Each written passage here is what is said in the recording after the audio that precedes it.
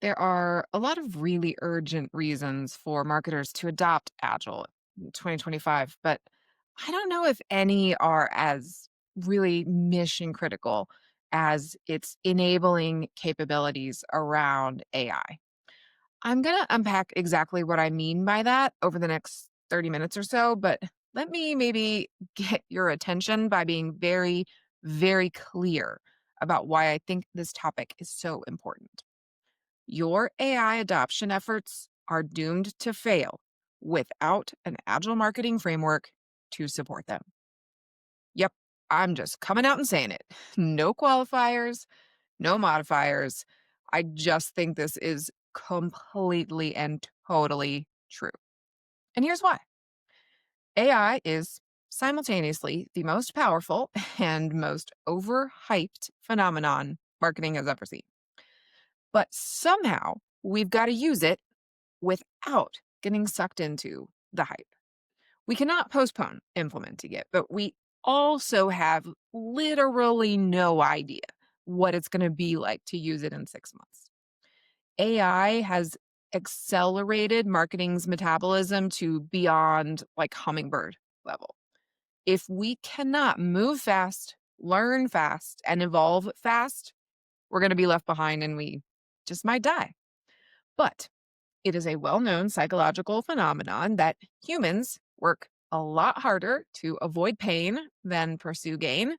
So, I'm going to spend the rest of this episode talking about the dangers of not having agility in the age of AI. Because, my fellow marketers, if you're chasing AI without Agile on your side, you are setting yourself up for a world of hurt. Welcome to the Agile Marketing Edge, the first podcast dedicated to turning Agile theory into real-world marketing breakthroughs. I'm Andrea Fryrear, CEO of AgileSherpas, and your guide on this climb to smarter, faster, outcome-driven marketing. Every week, we unpack the what, who, and how behind Agile marketing, from building high-velocity workflows and slashing waste to measuring what really matters and scaling success across teams. You'll hear quick hit strategies you can deploy today, plus candid stories from marketers who have traded chaos for clarity and never looked back. Hit follow wherever you listen, and let's carve the next switchback together. Okay, I could probably go on for hours and hours and hours about all of the risks of trying to integrate AI without Agile marketing as your support system, but I'm going to confine myself to my current top 3 in this episode. I cannot imagine that we will not be coming back to this topic as the situation continues to evolve, but for today, we're going to stick to 3. 1. Without the ability to rapidly experiment, you're going to end up burning time, burning energy, and burning up political capital trying to implement AI, which means you're going to be launched into this horrible downward spiral of repeated AI failures. Reason number 2, nobody knows what is going to happen with AI, but we do know that it's going to change, and it's going to change fast. So if you don't have a system that can sense and respond in as close to real time as possible, you'll be so far behind that it doesn't really matter what you're doing anyway. And reason number 3, marketers, in case you haven't noticed, are already ridiculously busy without a framework that allows them to deliberately prioritize experimentation and innovation. There is simply no way that they're going to have enough time and space to meaningfully integrate AI into their operations. All right, there's our top 3 for today. No doubt these are going to change and evolve as time goes on, but those are the 3 we're diving into today. All right, so deeper into reason number 1. If you can't really quickly sort out the positive AI experiments from the negative ones, then you're going to end up burning up enormous amounts of time and energy and budget and political capital because you burned all those other things chasing shiny AI objects. And as you're burning up all of those things, that delays your ability to realize the ROI on any single AI experiment or group of experiments, which means that you are endangering not only those first few tentative forays into implementing AI, but now you're also endangering all of your future efforts because you couldn't show the impact of those first ones because they took so long to show any ROI because you were spreading them out over so many different ones.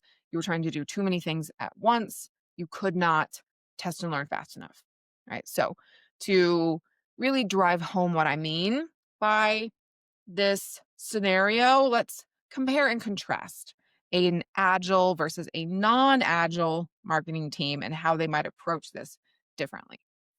Okay, let's start with how an agile marketing team might approach this. Obviously, an agile marketing team is accustomed to using tools like backlogs and deploying a mindset of ruthless prioritization.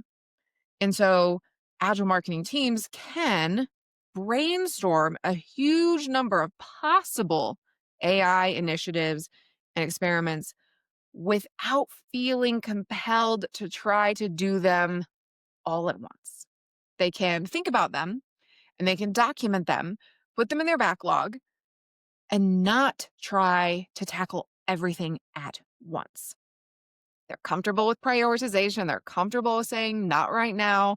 And so they're only going to focus on a small number of high value experiments, which are hopefully going to be designed to deliver them outcomes over outputs, right? So the point of this kind of activity is not to just test AI or experiment with AI, it's to deliver a business outcome.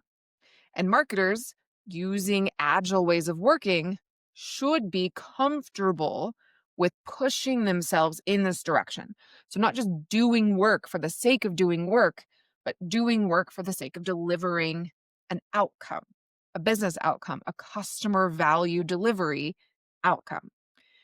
And in the name of that goal, they should be more likely to be able to zero in on an MVP, a minimum viable version of this test of an AI implementation. What is the smallest thing that we can try that will validate or invalidate our hypothesis, that will tell us if we are moving in the right direction or not?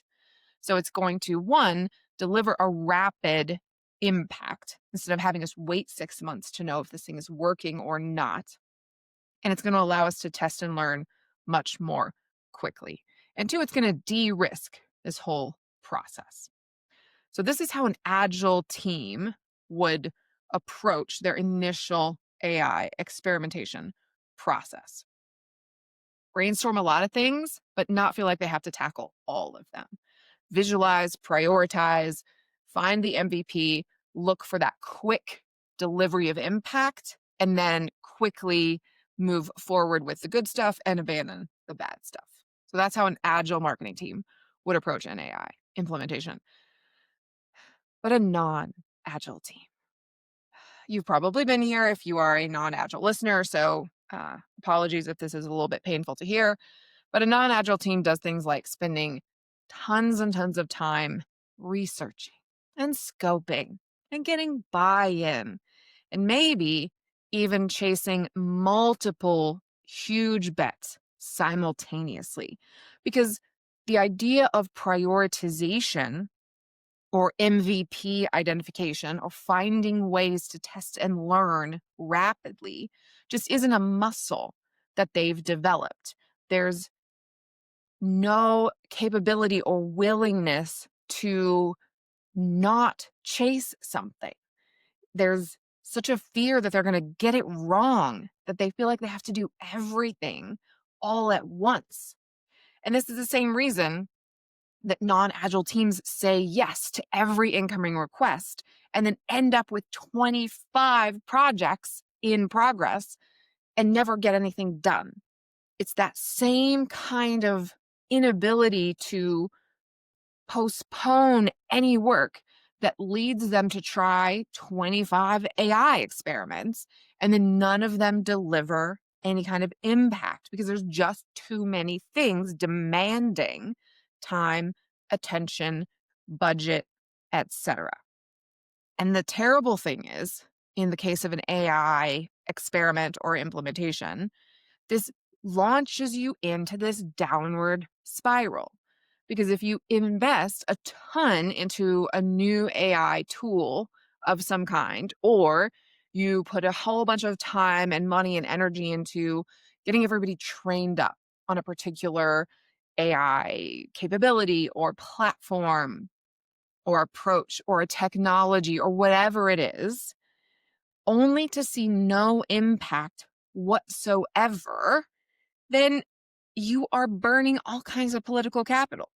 And in some cases, you might even experience a decline in productivity or impact if the tool or the technology that you are trying to implement just serves to highlight the already broken parts of your existing operations. And this has happened over and over and over again because AI is not this magic wand that is going to fix everything. This happens with Agile as well.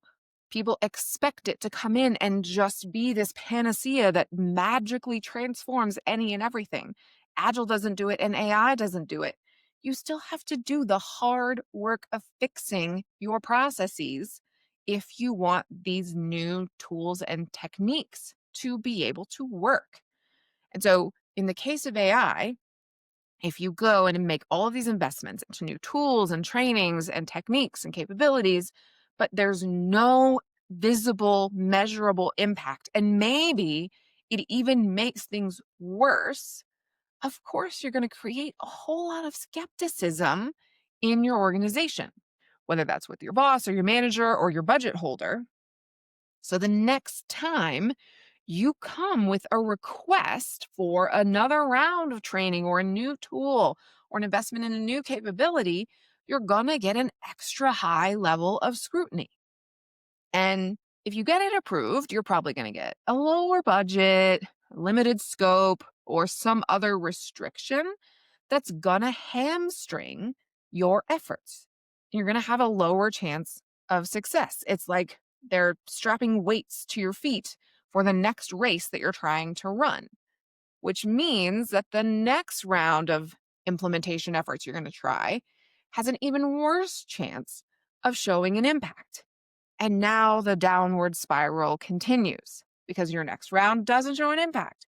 So the next time, the scrutiny is even higher and the budget's even lower and the weights are even heavier, and down and down and down we go until eventually you've lost all willingness for people to help invest in your team to keep trying these new tools and techniques, and you've lost. So having an agile approach to this prevents getting trapped in this downward spiral. Okay, reason number 2 why you must have Agile in your corner in order to effectively implement AI in marketing. Action is necessary, but it has to be taken in an environment of extreme uncertainty. We have no choice but to try and make AI our best friend. It has so much potential. All of our competitors and our customers are expecting it, our bosses are expecting it, our shareholders are expecting it. We have to try and make it work for us. However, we have to do so in the midst of huge numbers of unknowns. And traditional waterfall style process management was not designed to work in these kinds of environments. These traditional management approaches assumed minimal change would take place once a plan was created and set in motion. Agile processes, on the other hand, were developed to help work evolve in parallel with a changing environment. Customer wants and needs evolve. The world that we are building things for evolves. Competitor offerings evolve. Agile is made to allow us to quickly react to those changes. So it is made for these kind of dynamic, uncertain environments. Traditional ways of working, not so much. So let's come back to our two hypothetical teams again and compare them side by side. So let's pretend that AI has been identified as a strategic priority by the executive team during an annual planning or quarterly planning moment, right? That's been brought up and mandated. Everybody's got to figure this out. Well, because Agile has a lot of really frequent touch points. Sprint reviews and sprint planning, backlog refinement, all of these kinds of moments come up frequently, every couple of weeks, typically. That means that when these kinds of initiatives come up, new work can be proposed, it can be scoped, and it can even be started within a couple of weeks of being surfaced by executive team, marketing leadership, wherever the source of it is, it can be brought into the team's workflow very quickly. And then once the work has been started, all of those same touch points, sprint planning, sprint review, retros, backlog refinement, all of those kinds of things are also moments when performance data could potentially be surfaced. How are the tools working? What are the KPIs? Is a competitor doing something new? Is a new tool out there that might give us a better chance of success? Is there a new security capability that has been developed in-house that's going to give us more options for implementing AI more completely? A lot of us are limited by our own internal options. And as those get eliminated, we have more freedom and flexibility. And because we have this faster metabolism in an agile environment, we can take in that information and make adjustments to what we're doing every couple of weeks. And at just about any of these new points, new work items can come into or out of an agile team's workflow. So if we're working on something AI related, whether that's testing the way that we are using AI in workflow in our work development, or we're testing how we're using it in our workflows itself, we're testing out a new tool, whatever it is, if it's not working, if it's not delivering the ROI we want, or if our investigative activities revealed that a particular tool or tactic just isn't a fit for us, we're going to figure it out really fast. And we stop that work very quickly. So, this is that increased metabolism that we really need to be able to keep up with how quickly the world is moving right now. You cannot go 6 months between making decisions anymore. That is simply just not feasible.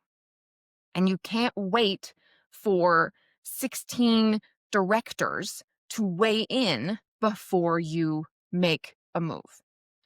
Because let's move over to our waterfall team and see kind of what that might look like. Okay, same thing here. We have AI gets identified as a strategic priority during annual or quarterly plan. But in this case, it takes another 4-6 weeks for our various leaders in marketing to come together and agree on how that strategic directive is going to translate into actual marketing projects.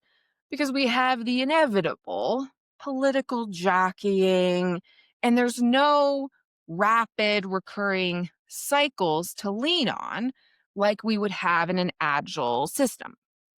And of course, we don't have any real team level empowerment where an agile team could put their hand up during a sprint planning or during a retro and advocate for work that they see as being valuable to be brought into their backlog and into their next round of work. That doesn't exist in most waterfall systems. And so, because we're waiting for alignment at this leadership level, it takes a long time for any real actual work to make it into anybody's queue. The real actual hands to keyboard work doesn't start for a really long time. And then, of course, as soon as we've finally agreed on what the projects are going to be, we have to do the whole documentation thing before anybody can start on anything. We have to collect data and we have to build slide decks so that we are all aligned on who's going to do what, who gets to take credit for things, and who's going to be in charge of which things. So many slide decks. We have to build so many so that we're all aligned. We have to have meetings about the slide decks to review them and prepare them so that we can present them to other people who give feedback on the slide decks. And then we have to iterate on the slide decks and meet again about the new iteration of the slide decks. And somehow all of those directors and marketing leaders have to somehow agree on whose teams are going to do what based on that original strategic directive that AI is important. And by the time all of this is happening, we are probably months down the road from that original moment of AI is important. Let's figure out how to use it. Months. We are months down the road now. All the decks and all the meetings, and no real work has happened. And in 2025, 2026, the world is completely different in a few months, which means that the work that we have so meticulously documented and now has so much political capital thrown behind it is almost certainly no longer the right, because the world is so different. The technology has evolved, the competitive landscape has evolved, everything's different. But we've spent so much time and effort and therefore money in figuring out what to do. And we've identified this work and it's got so many slides related to it. We're going to do that work no matter what. That's the work that we're going to do because we spent all this time and all this effort and money agreeing that that's the work. So we're going to do that work for the next 6 months, no matter what. Which of those two scenarios do you think is likely to deliver the best outcomes in the rapidly evolving world that we all live in? Yeah, the Agile one. I hope that you got that. Okay. Third and final reason that you need Agile in your corner if you are going to try to implement AI. This final one is maybe the saddest of all, but it's kind of the realest as well. Non-Agile teams just do not have the time to experiment properly with AI. I mean, most of them can't even manage their existing workload. So how on earth are they possibly supposed to make space for exploring all the new tools, for upskilling themselves on the new technical capabilities that they need, piloting new processes, or any of the other new steps that they've got to figure out in order to properly and fully integrate AI into their marketing operations? I mean, you bring this up to some of the most overworked marketers out there, and you can see like the tears behind their eyes of just trying to think about how are they supposed to do this? It's ridiculous. It's overwhelming and insane. I mean, we hear from clients and prospects all the time, interestingly, that this has become an inflection point for finally changing ways of working and adopting Agile, because they've realized that AI isn't optional. It is critical to their future success. But then they've also realized that they cannot possibly integrate it successfully without first improving their current levels of productivity, because there's just no space. Without being able to get more done with the resources and time that they have, there's no space for AI implementation. We have some clients who did try to bring in AI without first improving productivity or operations. And they had their old traditional operational models totally implode. They just couldn't handle it.